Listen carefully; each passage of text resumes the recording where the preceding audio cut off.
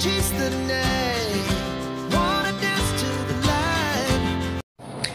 Hello po mga kabayan, kumusta kayo mga kalingap, kabisis kapapi, magandang buhay, muling nagbabalik po, Analisa Reality Vlog. Mag-reaction po ako dito kay Kalingap Rab.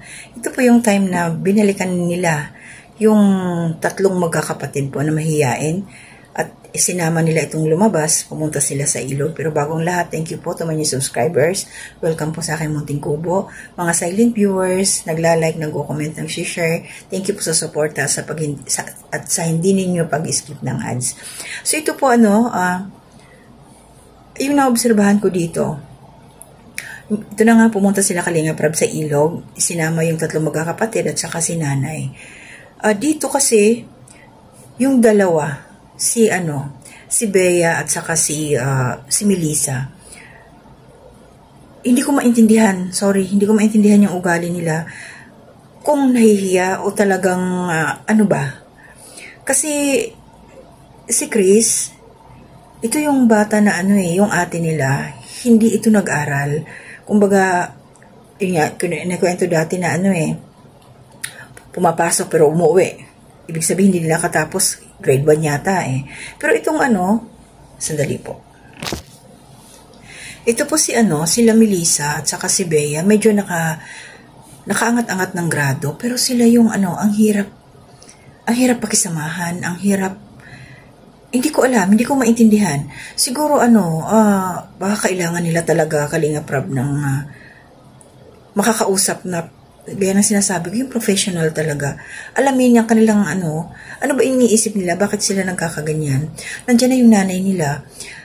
Sobrang nahihiya or something o ano ba.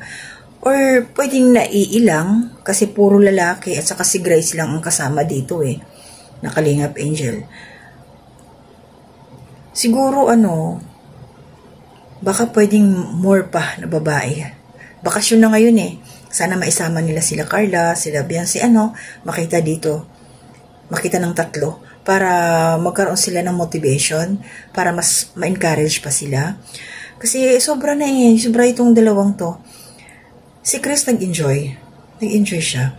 Saka doon sa pagkain nung kumakain na sila, talagang hindi kumain si Melissa. Itong dalawang ito hindi kumain.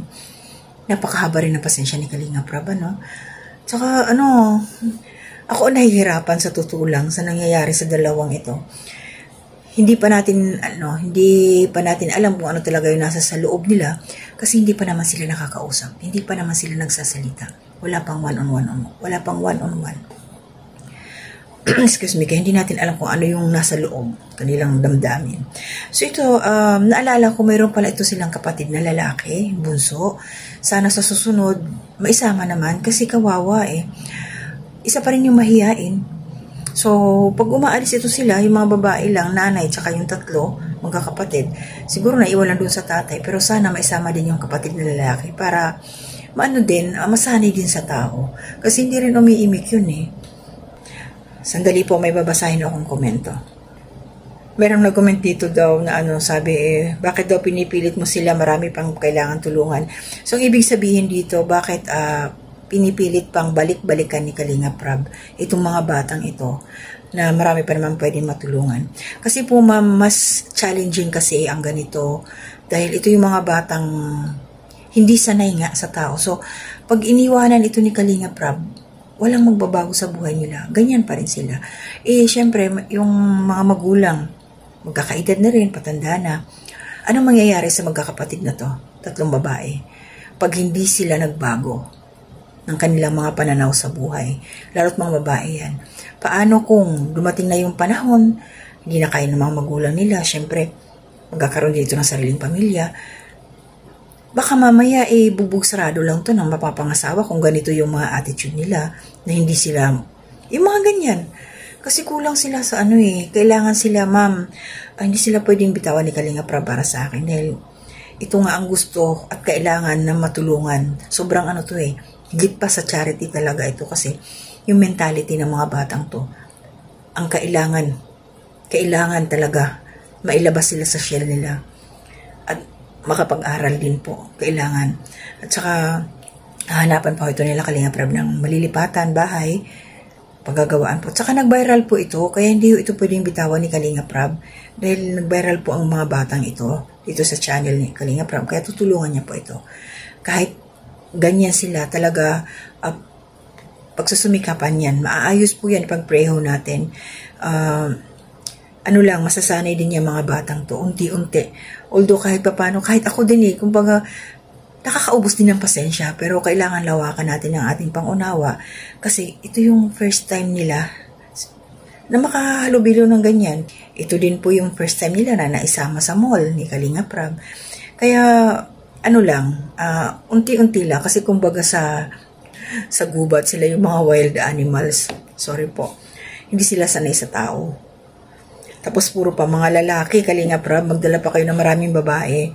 Kasi nahihiya yan sa inyo nag-aalangan talaga yan na makihalo sa inyo, makipag-usap. Buntis kasi si Kalingap Jackie. Maganda sana kung ano yun no? Makita nila. Kasi magtataka talaga, bakit puro mga lalaki? Mga ganon, di ba? Pero, syempre, nandiyan naman yung nanay nila, dapat naka-adjust na rin sila. Ayan. So, nahiya lang siguro ito. Ayan. Sana, sana pagdating ng panahon is maging, na sila, maging okay, tapos makakausap na si Grace, kahit anong pakiusap niya talaga, hindi pa rin niya hindi niya napakain si Melissa. Okay, so hanggang dito lang po ako. Muna mga kalingap, nag-update lang ako dito sa tatlong magkakapatid. Nakikita ko naman si Melissa na nag-smile naman siya.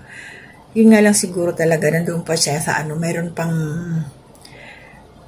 barrier bang tawag doon. Mayroon pang humahad lang dyan So, kailangan lang talaga ng heart-to-heart talk para marinig, mailabas kung ano ba talaga yung nasa salobin nila para naman makampante itong mga batang to. Siguro yung tiwala nila, hindi pa wala pa silang tiwala, kaya ganyan siguro. Malapit na kasi ang pasukan ulit, ang bilis lang ng panahon at mag-aaral itong mga ito, so kailangan masanay na sila. At sana itong mahirap dito si Chris, kasi malaki na siya Hindi pa nakakatapos yata ng grade 1. Ano kaya ang gagawin dito? No? So, yun lang po yung sa akin. Maraming salamat po. Support po natin sila Kalinga Prab. Ayan, sila Kuya Bal Santos Matubang. Once again, Ate Edna Vlogs, Jack Tapia Matubang, and mga Kare-Pare Actors po sa Kalingap, mga kasamahan ko. And also, Ka-Business Official, support po natin, please. And Mrs. Kelvy Official, Papa Dins TV, Ka-Business Family Channel po nila, mga kasamahan kong reactors dito sa Ka-Business Official. Shoutout po sa inyo lahat. At good morning po kay Nanay Solidad, kay Ate Marilyn, good morning din po kay Ate Ninette. Good morning din po sa Ate. Ang aking pinsan, Malls Tradition, good morning dahil sa iyong family. And also sa aking pamilya din, ingat kayo dyan, mga anak ko at saka yung sa asawa ko. Sa aking nanay, ingat din kayo nay, dalawang nanay ko, biyanan at saka yung nanay ko mismo. Ingat po kayo lahat. At sa lahat-lahat po, ingat lang po tayo palagi. Always pray para sa ating protection kahit ano pong ating gagawin. So hanggang dito na muna. To God be the glory.